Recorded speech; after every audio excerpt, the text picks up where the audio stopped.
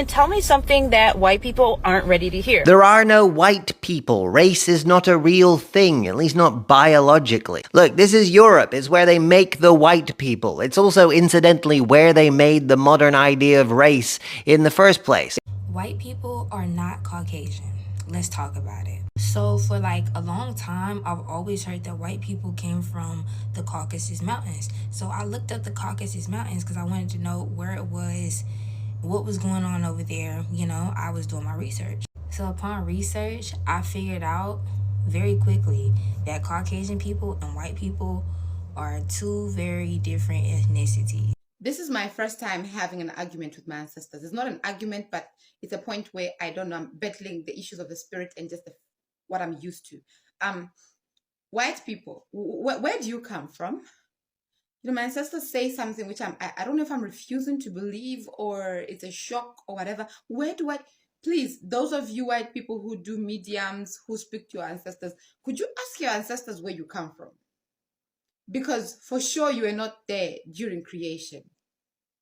When the first people were created, there was no white. There was only one color. Where do you come from? Really? Before I say what I know, can somebody please tell me, where do white people come from? I am refusing to believe this. I don't know if I'm refusing to believe this or I'm just afraid you people laugh at me. White people, where do you come from?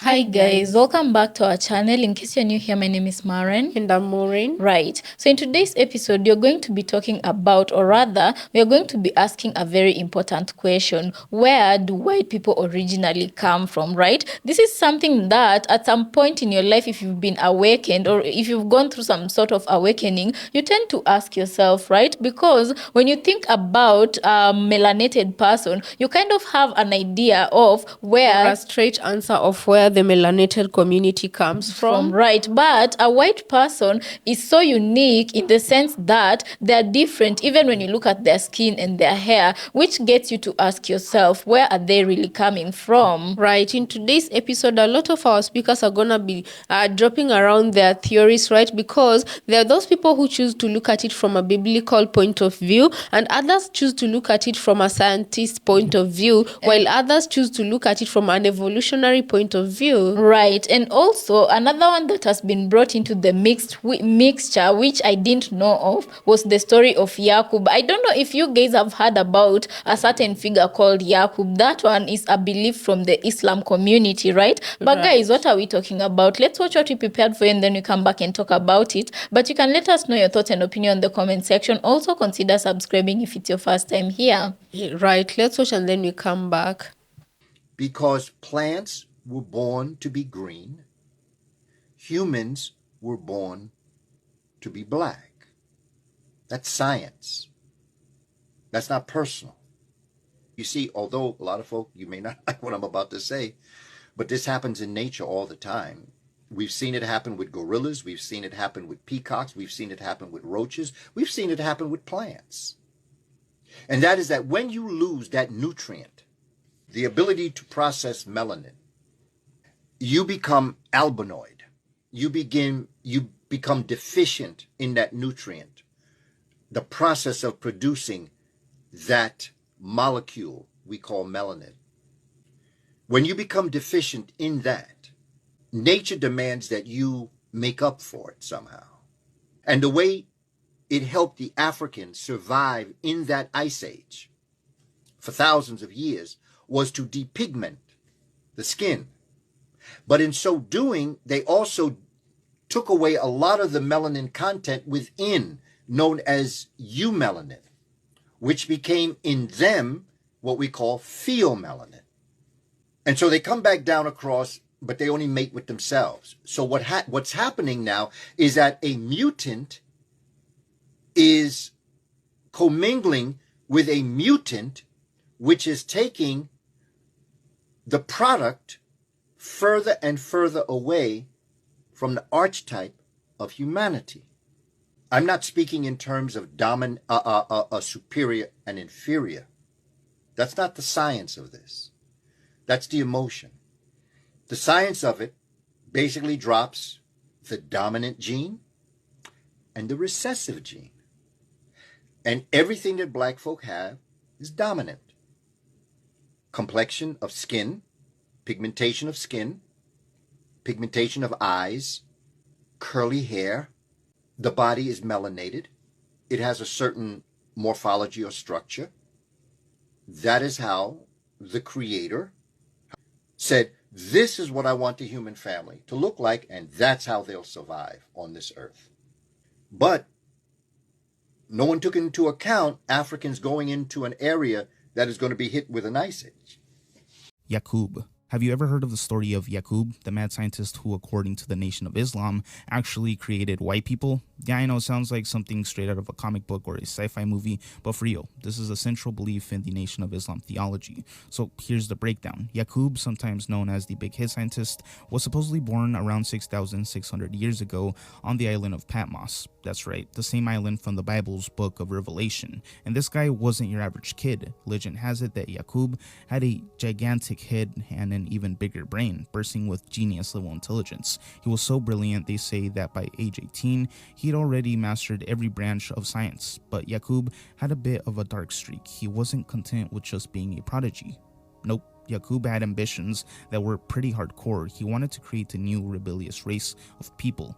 Why? Well, he reportedly saw himself as a rival to God, determined to build a people who would rule through cunning, manipulation, and deception, basically the ultimate villains. So Yakub gathered thousands of his followers to set sail and landed on an island where he could begin his twisted genetic experiments. Through careful selective breeding, think ancient genetic engineering meets mad scientist type vibe. White people are not Caucasian. Let's talk about it. So for like a long time, I've always heard that white people came from the Caucasus Mountains. So I looked up the Caucasus Mountains because I wanted to know where it was, what was going on over there. You know, I was doing my research. So upon research, I figured out very quickly that Caucasian people and white people are two very different ethnicities. So the places that are in the Caucasus region or the Caucasus Mountains is Armenia, Azerbaijan. I'm not sure if I'm saying that correctly, but that is considered northwestern Iran, Georgia, because Georgia is a country, and Russia. So those are the 4 countries that are in the Caucasus regions and the Caucasus Mountains. And a few of the ethnic groups that lived there were the Turkish, the Greeks, the Romas, which is the Gypsies, and the Kurds. And then they have a group over there called the Turkic Caucasians. And I don't want to hear nobody saying that I'm making nothing up, so I'm about to read this. This is what it says. The term Caucasian is often used to refer to people of the European origin, okay? That is what it says. And the European origin means that people originating from Europe, the Middle East, or North Africa. Keyword originated from. So if you were born here in the United States, you're just white. Many people in the U.S. do not have ancestral ties to the Caucasus region. So yeah, stop believing everything that everybody tells you because it's not always true. You have to look stuff up and do research on your own. White people didn't even exist when the Neanderthals existed, but this comment does give me a great chance to info dump about some of the topics I'm really interested in, which are ancient humans, especially other species. At the end of 2024, researchers sequenced the oldest modern human genome. Now, it's not the oldest human genome ever sequenced, but it's the oldest of our species. It's just over 40,000 years old. That is just around the time frame where our species was interbreeding with the Neanderthals for the last time. This human had some of that admixture, and this is actually a representation of what they think this human would have looked like based on the DNA. Us and the Neanderthals are part of a close group of cousins. The third that I haven't talked about is the Denisovans. Denisovans were evolving from a common ancestor they had with the early Neanderthals. The Denisovans were out there in East Asia. Neanderthals were up in Europe in that area, and our species, our ancestors long ago, they were in Africa. So once they left Africa, some interbreeding happened. A weird thing, though, is that you would expect East Asian populations, I messed that up, but East Asian populations, you would expect them to have less Neanderthal DNA than the populations over here that are currently living where the Neanderthals roamed. But that's not what the genetic evidence suggested. Instead, time and time again, East Asian genomes had more Neanderthal DNA. A paper trying to figure out why that is found that it seems likely based on some of this genetic evidence, which again, ancient DNA is telling us so many things. But when you look up at Europe around 12,000 years ago, the hunter-gatherers within those populations, they have higher levels of Neanderthal admixture. But lots of those populations were replaced by later waves of farmers. And those farmers, they had less of that admixture. So more recently, that was watered down, leading East Asia to have more than West Asia. If you've seen a lot of my stuff on here, you may have heard me talk about the Arabian Standstill before. It's a time period where it's like part of the out of Africa journey. However, it seems like our species stayed here for around 30,000 years or so before really expanding out. And that paper mentioned that it seems possible that some of these populations that had been hanging out here and had never left, had never made it out to interbreed with those Neanderthals, that may be where those later farmer populations were coming from, and it's why they brought that overall Neanderthal admixture down. Now let's wrap this up with the evolution of white skin. It's what I kind of started out talking about. I mentioned how it didn't exist when Neanderthals existed. Here's some of that more recent research. Researchers found that around 8,000 years ago, white skin was not super common in Europe. However, it was more common in the hunter-gatherer populations further north. And then over thousands of years, eventually some of those populations lead to farmer groups that are moving into Europe, and they're bringing those variants for that pale skin, that true white skin. Because remember, like, skin tone, it's a gradient. There is no like singular moment where there is suddenly white skin. However, what we are talking about when we are talking about white people, that super pale pigment, there are some specific mutations that are associated with that, and we can see when those things start to spike. And that's what they did here. So they found that that white skin was a very, especially in the human time frame thing, a very recent adaptation for some populations. Remember, I shouldn't have to say it, but no one human population is more evolved than any other. Skin pigmentation, it's not that big of a deal. It's just that as populations have moved around over time, they have adapted to a variety of things. It's not just one thing. It's not just vitamin D. It's not just the sun and UV.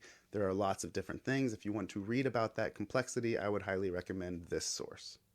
And tell me something that white people aren't ready to hear. There are no white people. Race is not a real thing, at least not biologically. Look, this is Europe. It's where they make the white people. It's also, incidentally, where they made the modern idea of race in the first place. Essentially, what happened was the European nobles, very heavy emphasis on the ironic use of the word noble there. So the European noble families that were actually kind of just one big inbred family, hence the noble aesthetic, after centuries and centuries of wastefully hurling their peasant folk at each other in vile bloodshed amounting to little more than just aristocratic bragging rights and moving lines on a map back and forth millimeters at a time, decided it would probably be more profitable for them if they instead started wastefully hurling their peasant folk at the rest of the world. And thus began the age of imperial colonialism. But in order to justify their actions through the lens of their so-called Christian morality, and in order to give their people a false sense of superiority over the people they were oppressing, they came up with the cultural lie that the people they were oppressing were technically not really people. I mean, obviously they can't be the same race of people we are. They don't even have basic civilized things like silly curly wigs or silly curly shoes or syphilis or a deep sense of profound Christian shame if someone were to glance at your nipples. See, when you're a tyrannical oppressor, it's very important to make sure the people you rule over are divided into groups by caste or by class or by race, and then making sure that those groups identify primarily through their differences so they remain divided, and you create a sort of self-segregating population. See, that way they're less likely to realize that even with their differences, they still have a lot more in common with each other than any of them do with the man in the castle at the top of the hill, and they probably stand to gain more from working together against you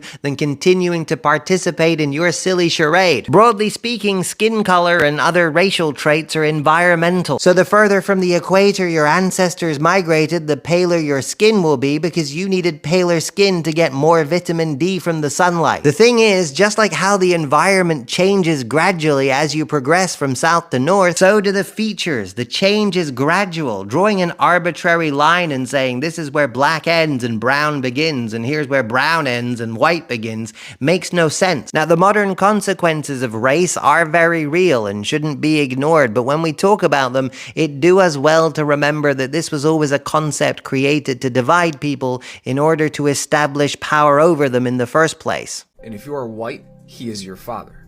Not only that, you're also Greek, but we'll get to that.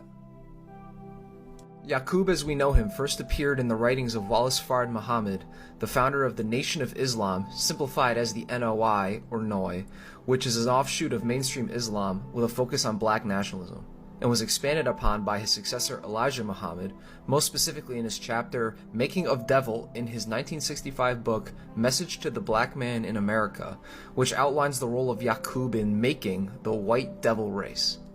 To get the full picture of Yakub, I would like to share his life story with you. Although the following story is not the same as the original story outlined by the Noi, as it expands upon a few extra plot elements such as the nature of Yakub's origin. This video is intended to educate and inform. It draws on science, history, and cultural narratives to explore human origins. It is not intended to promote division, but understanding. Have you ever paused to ask yourself, where did white people actually come from? Not the myths, not the assumptions, but the real science-backed story. Why do some humans have light skin while others have dark? What happened along the way that made us look so different? The answer may surprise you, because this story isn't just about skin. It's about survival, migration, adaptation, and the ideas that shape the world we live in. In this video, we're unpacking one of the most misunderstood topics in human history. We'll look at the biblical narrative in Genesis 9:18-29, focusing on Noah's sons after the Great Flood. The migration of Japheth into the cold, the invention of racial categories, mutation and transformation, how skin tone adapted to new environments, when light skin symbolized affliction in ancient texts, and ultimately, the African origin of all humanity. This isn't just a biology lesson, it's a window into humanity's shared roots. Let's journey to the origin of what it means to be white. And trust me, you'll never look at race the same way again. The world had ended. The floodwaters consumed every hill, every home, every heart. Only Noah, his family, and the animals of the ark survived the judgment. As the waters retreated, humanity began again on the highlands of Mount Ararat, what is today Armenia. Here, the story of people began anew, not with one group, but with three sons, Shem, Ham, and Japheth. Each would become the ancestor of many nations. From Shem came the Semitic peoples, black-skinned tribes of Arabia, Assyria, and Elam.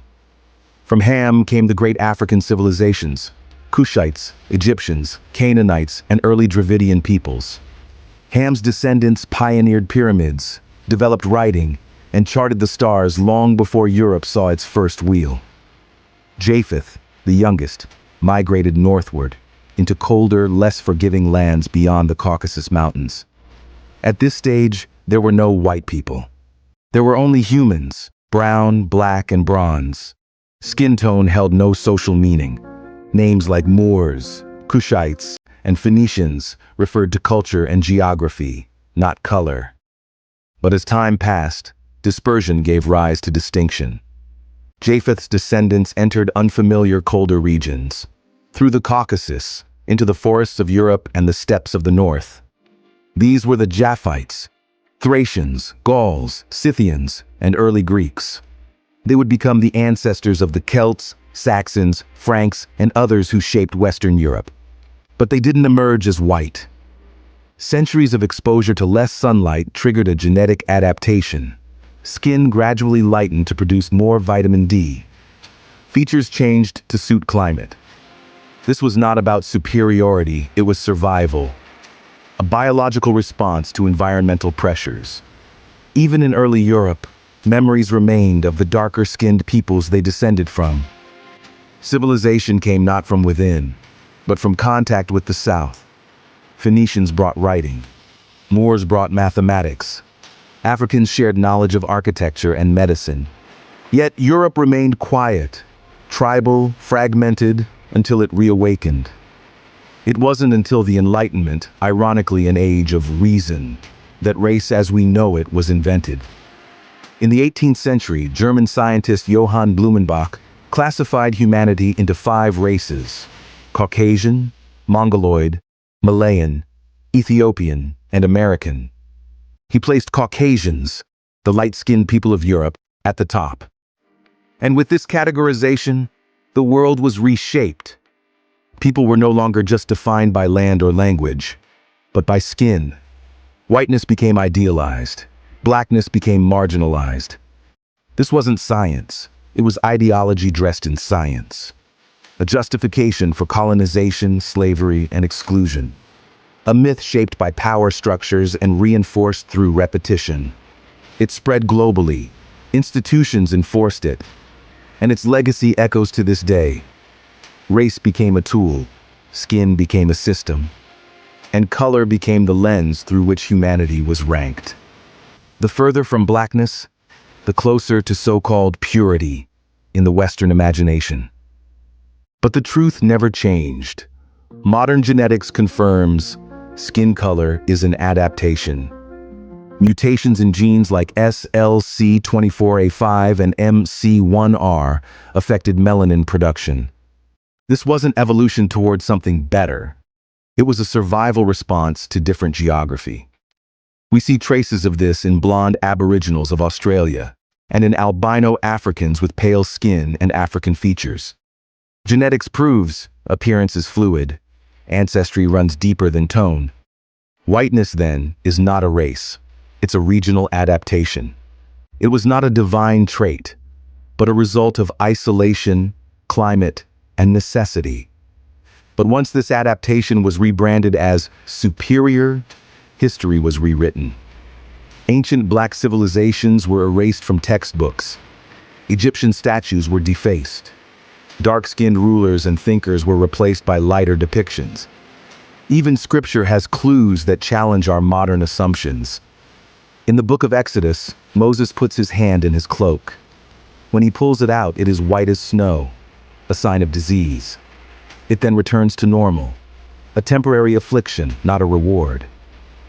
Miriam, Moses' sister, challenges authority and is punished. Her skin turns white and she is isolated for a time. Gehazi, the servant of Elisha, lies and is cursed. His skin turns white, and so do the generations after him. These aren't glorifications of light skin, they are warnings. In these biblical stories, blackness was never portrayed as a curse. Lightness, when mentioned dramatically, was often a sign of imbalance or affliction. Could it be that our modern racial categories are not just scientifically flawed, but also scripturally misunderstood? Today, science stands firm. Humanity began in Africa. The first humans were black. From them came all peoples, all shades, and all cultures. Migration shaped diversity. But Africa was the root. The black woman is not only the mother of civilization, she is the mother of every nation on earth. From ancient India to early Mesoamerica, dark-skinned features appear in sacred art. The Moors brought Europe out of the Dark Ages. Timbuktu preserved knowledge while much of Europe struggled for survival. History has always been more colorful than we were told. Even today, most of the world is black and brown. But the myth of white dominance lingers. Not because it's true, but because it's been repeated. Yet now, we reclaim the story. This is not a tale of blame. It's a story of beginning, of how identity was constructed, of how power shaped perception, and of how truth in time always resurfaces. Race was never truly about color. It was about control. And today we control the narrative. You've heard what schools didn't teach, what textbooks left out, what churches rarely discussed. The concept of race, as we know it, was shaped by social forces, not nature. And whiteness as an idea was never destiny, it was definition. But we don't have to live within those definitions. Because in the end, we are one species, one family, born in Africa, shaped by the earth, and capable of transcending false divides. When we embrace our shared origins, we open the door to empathy, understanding, and healing. So share this story. Let it echo in classrooms, churches, and homes. Let our children know who they are and where they come from. Drop your thoughts in the comments. And if you found this journey eye-opening, don't forget to like, subscribe, and turn on notifications for more deep dives into the real story of us all. Thanks for watching. And remember, our differences tell a story, but they don't divide us. So guys, welcome back. Let us know what you think about the videos we just played you. I know a lot of you have your own theories, right? Right from evolution to, actually I've watched a video of Jen Elliott explain where white people came from and how they originated to become white people. And according to her theory, she says, we all know that life began in Africa, right? And she says that white people became white people because of migration and adaptation. When they moved from Africa, a region that had a lot of sun, and they went into the the European region areas, right, where the sun didn't shine so much and their skin adapted, and due to that they became white people. Right, and the problem with her theory, people have often asked and wondered if that was the case, why when some Africans have migrated to America like 10, 20 years, even 50 years, why did those people never turn to become white like the white people? So that is where some people find fault with her explanation. And guys, I don't know how many of you have heard the story of Yakub. The first time I heard about Yakub and how he was the father of all white people, in that he made them in a lab, I actually was feeling like it was kind of, okay, I don't know why people were thinking that, but anyway, they have their own reasons, right? Who am I to poke holes into other people's beliefs, right? But I found it kind of funny. Right now, what makes sense for me would be a biblical point of view, where some think that whiteness was that leprosy condition that was given as a punishment in the Bible, right? That would make much more sense than talking about creating human beings in the laboratory, right? Creating a whole new race in the laboratory, yeah? Right, but this is why I usually say so many communities have their own thinking process, and religious-wise, so many people also have their own beliefs, because there are some people, like Maren has said, in the Christian religion who believe that whiteness came from that condition of leprosy because it was a punishment from God, whereas some can even argue that in the Mormon community, they believe that blackness was the curse, right? So, and when you go to South Africa, the Dutchmen who settled in South Africa, they believed that black people were, God was cooking races of people, and black people were the bottom layer, so they got burned, and white people were the top layer, so they came out pale. Well cooked, right? Right. And for us, we stayed in the fire just a little bit for us to obtain our color, Right. So there is a lot of beliefs. So with regards to this topic, I do believe, as we usually say when we cover any of these topics, you draw your own conclusion and draw your own do your own research, because there is a lot of theories as to where black people came from, and also as to where white people came from. Although with all these theories, there's never been one clear indication of where white people came from. Right, because much as we have black people in Africa, you can clearly see there's different shades of black people, but they're all melanated, right?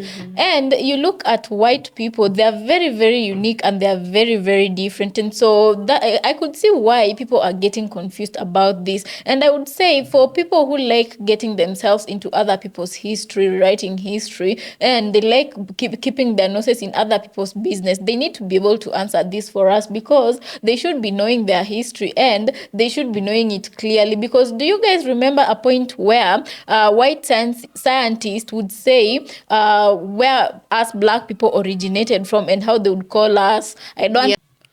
And guys, do you remember when they would used to liken black people to, you know, these creatures that climb on trees and love bananas, you know, as an insult, of course, right? And then the time where they would like to liken, to say that black people came from Neanderthals. That is until the scientists discovered that white people actually had DNA with Neanderthals compared to black people. We didn't have that, right? And then the story changed. So there's been a lot of changes out there. There's been a lot of things that has been happening, and a lot of theories that have been thrown around.